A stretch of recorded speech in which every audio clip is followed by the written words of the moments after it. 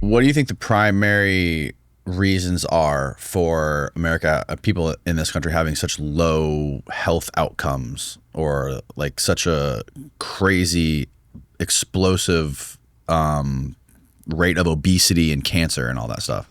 Yes, I mean, if you would have asked me that March of 2023, I would have said something about gut health and the microbiome and the food and exercise. Nutrition. And nutrition, exactly. But now I can really, really see that light and water and magnetism, like Jack talks about, are really this foundation of the health pyramid, because let's say your light environment is really poor, like you're, living indoors all the time, you're wearing sunscreen when you go outside, you're wearing sunglasses, contacts, prescription lenses when you're out in the sun, you're hiding from the sun, and then you're also irradiating yourselves with LED lights, fluorescent lights, and your device screens. Well, that has knock-on effects to every other area of health. So for example, if you're in front of these blue light screens, that hijacks your dopamine system, that really burns out that system that's able to buffer you against compulsivity, let's say. And so if you're in front of screens all the time, you're going to crave more hyperpalatable foods, highly processed foods, because your dopamine system's constantly looking for another hit of something to keep it going. Same with the phones. Like those also like hijack that system and make you addicted to it. Why does the blue light specifically hijack the dopamine system? It's addicting to our system. The blue light? Yeah. How so? So when it interacts with the eye, there's these receptors called melanopsin. It's a blue light detector in the eye. That eye is directly connected to the master clock in the brain called the suprachiasmatic nucleus, or the SCN, via the RHT, or the retinohypothalamic tract. So the eye is directly connected to that part of the brain. That part of the brain is the master clock that tells every other cell in the body what time of day it is. But blue light is also directly stimulating dopamine, the dopaminergic neurons. It gets you excited. I mean, I imagine evolutionarily speaking, during the daytime when blue light is at its highest, you need to be cognitively alert, you're awake, there's certain functions that correspond with the daytime when you're exposed to that blue light. However, the blue light that we're receiving now is not the same because, like I mentioned before, it's like this big bolus of blue light in isolation. We're not receiving those balancing effects of red infrared and also UV.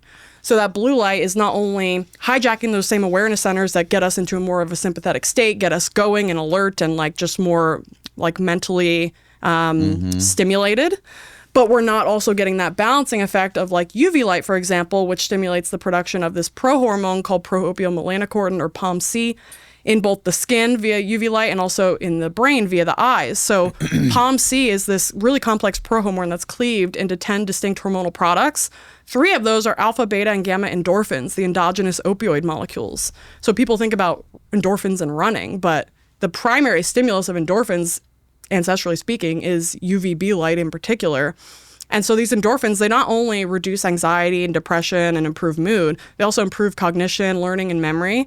And they allow us to basically cruise at altitude dopamine-wise. So we're now, if we're receiving this like drug-like effect from UVB light exposure, now we're not going to be craving other things like processed foods or social media or other things that addict us to the sun. And then when you see that, it makes it perfect sense why we are addicted to the sun and why nature would want to do that, because it actually is, we're meant to be in it, right? Like, why would we make endorphins, these endogenous opioids, if we weren't meant to be in the sun? Interesting. Yeah. I mean, that's just a little sliver. We can talk about every wavelength of light and like how specifically, if we look at the modern system, we're constantly demonizing infrared and UV light. Like, we're not really demonizing infrared light. We're just blocking it by saying it's energy efficient or whatever. Not realizing that energy efficiency and technology is creating an energy crisis in the human body, because infrared and UV light are the most important frequencies of light for human biology. That's how our mitochondria run.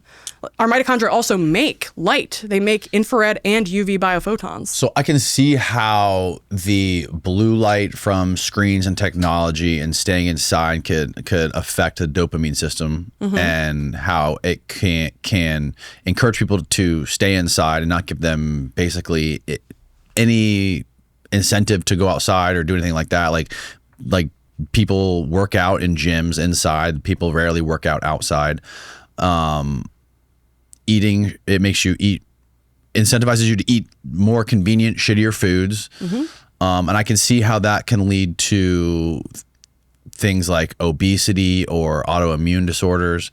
But like, where specifically does cancer come into this?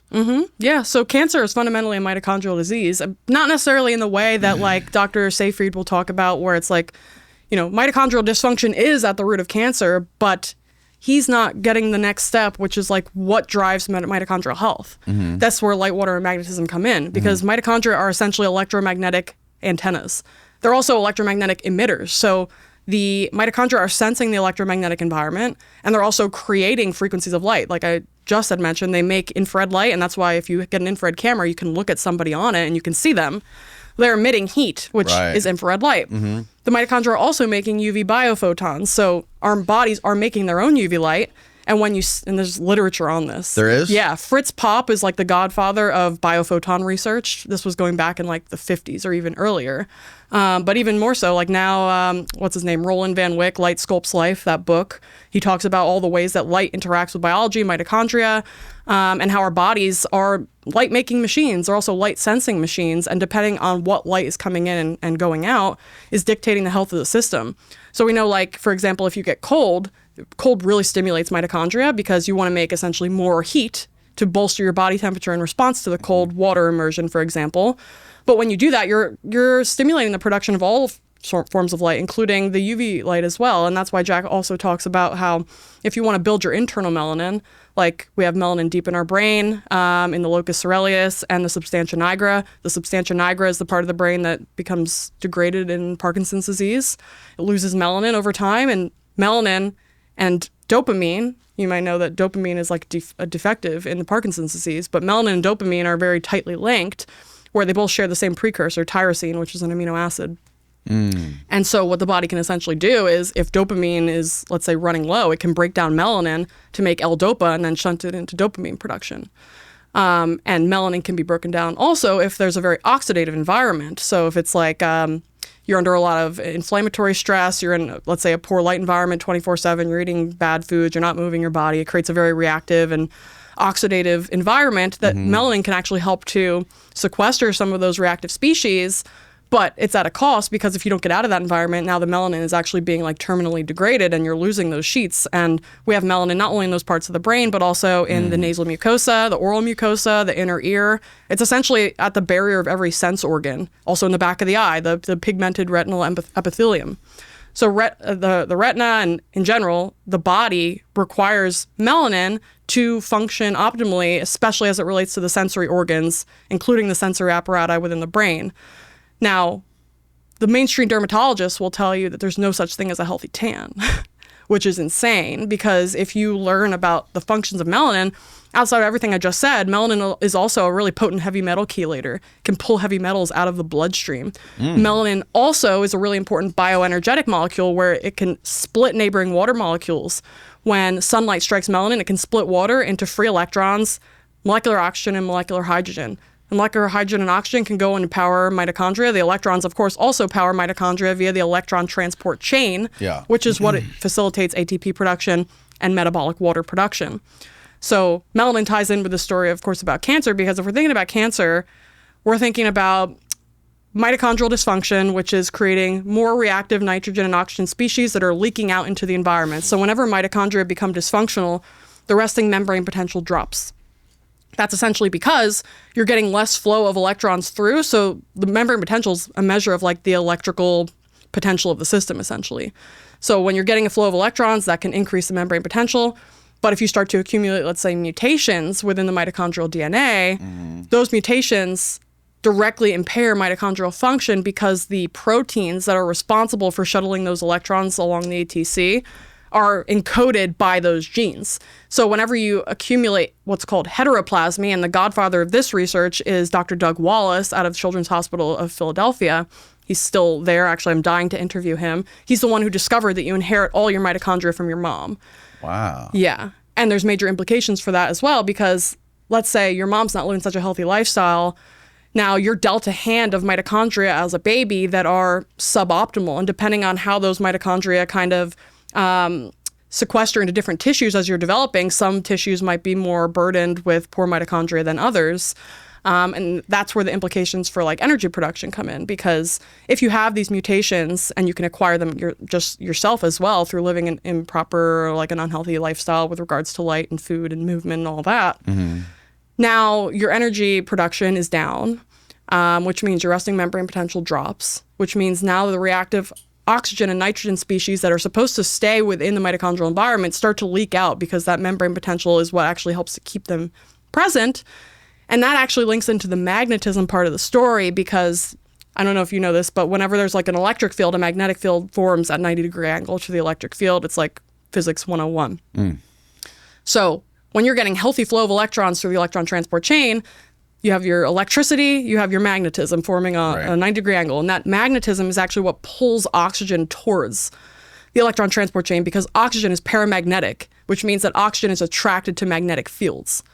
So when you have healthy electron flow, it creates a magnetic field 90-degree angle, the oxygen is pulled, and the oxygen serves as a terminal electron acceptor to the ETC, that's why you need to breathe oxygen, essentially, because that oxygen is accepting those electrons, and as a result, water is being made, special type of metabolic water called deuterium-depleted water, which we can talk about in a little bit.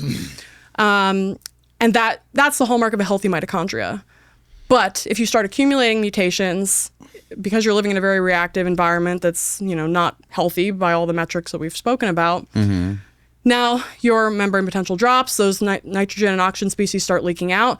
That directly affects the nuclear genome because as Dr. Doug Wallace has shown, mitochondrial heteroplasmy, the rates of mutations within mitochondria, that burden that we've just discussed, if that's high, that leads to actually changes in the epigenetics of the nuclear genome. So it basically can turn off the expression of some genes and turn on the expression of others.